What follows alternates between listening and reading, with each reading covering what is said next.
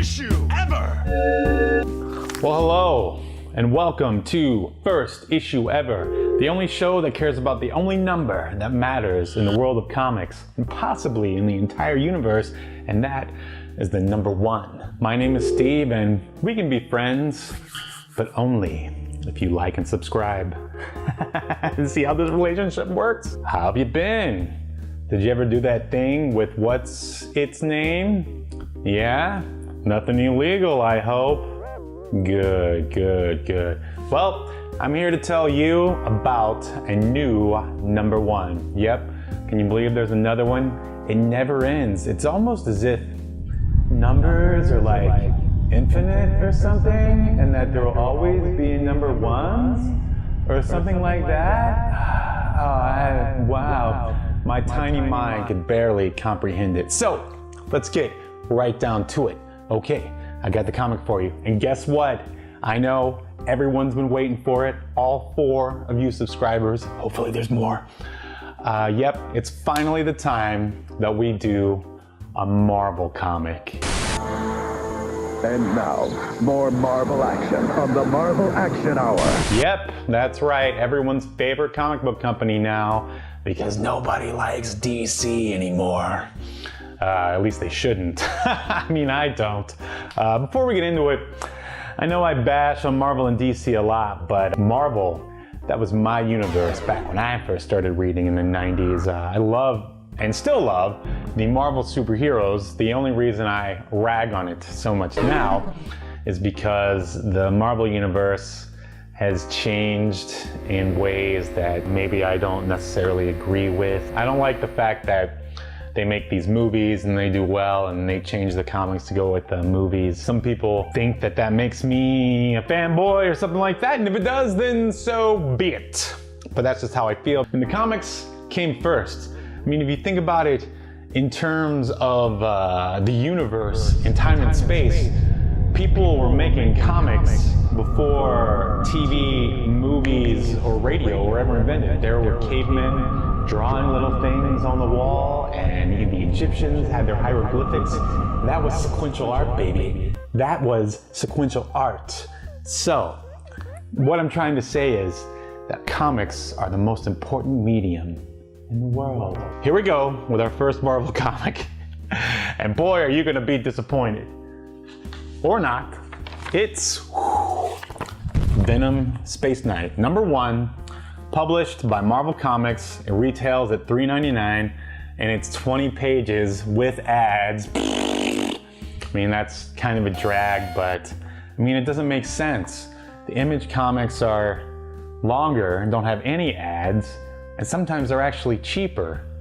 And, well, you know what I'm saying. Everybody knows Venom, the black version of Spider-Man that they ruined in Sony's Spider-Man 3, which is still actually a better movie than those other Spider-Man that came out lately. Amazing Spider-Man and whatever the other one was. Go back, rewatch it. You'll see that I'm right. Trust me. Those last 2 Spider-Man movies, whew. You know what? Let's not even talk about them. Everybody knows Venom. It used to be Eddie Brock. If you haven't read comics in like the past, I don't know, 5 or 10 years, Flash Thompson, you know, the bully from Spider-Man's days, he's now Venom. Oh wait, he's not only Venom, but he's also paralyzed. He went off to fight in Afghanistan and got paralyzed there. So he then came in contact with the Venom symbiote, and lo and behold, it made him Agent Venom, which is an awesome run of Venom comics by Rick Remender. Should definitely check those out if you haven't. Why did I pick this up?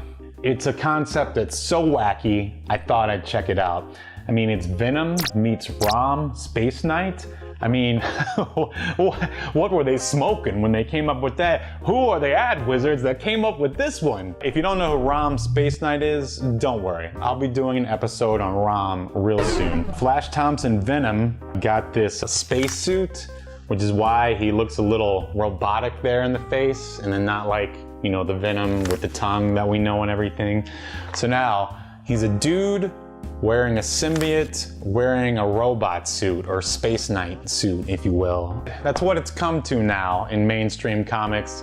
You know, you take one character and try your best to spin it in an original way, because For some reason, they're just not allowed to come up with new characters anymore. I don't know, ask Disney or Warner Brothers, maybe they can tell you why.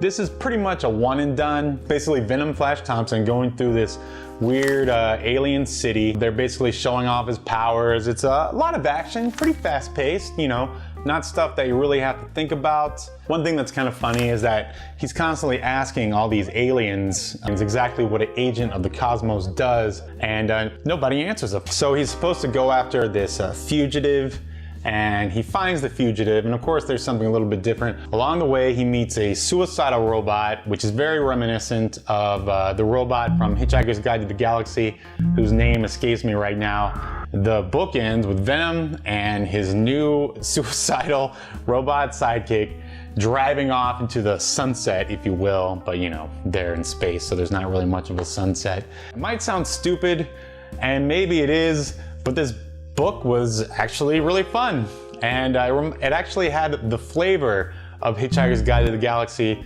which is a great book, although it has been translated in comic form. If you don't know Hitchhiker's Guide to the Galaxy, you should definitely check it out. Don't watch the movie, it stinks. Read the book. If you're looking for a light read, something that you don't really have to think about, that's just pure escapist fun, then I might actually have to recommend Venom Space Knight. Which is crazy. Do I think it's worth $3.99? Not really. I mean, this should have been $2.99 tops, or I don't know, do people even do dollar bins anymore? You know, where all the overstock gets put in the dollar bins and you can come buy it for $1. I don't even know if retailers do that anymore. But if you want to see what your old pal Venom is up to, then the ticket will cost you $3.99. Will I read the next issue? I gotta be honest, probably not. I'm reading way too much stuff now. Kind of forgettable. I think it would make a good cartoon though. Yeah, that's the ticket. All right, well, that's Venom Space Knight, #1. First Marvel book that I've reviewed. Yeah, it was a little lackluster, I admit it. Maybe the next Marvel book I read will be better. It'll continue to be mediocre. I don't know. This is why I don't really read the mainstream stuff anymore. It's not bad, but it's not necessarily good, you know, it's just kind of Are new readers getting into the new stuff? Maybe you could tell me. Yeah, in fact, why don't you tell me one of your favorite #1s that you've read recently? Yeah, why, if only there was a comment box right there. Yeah, let's start a dialogue.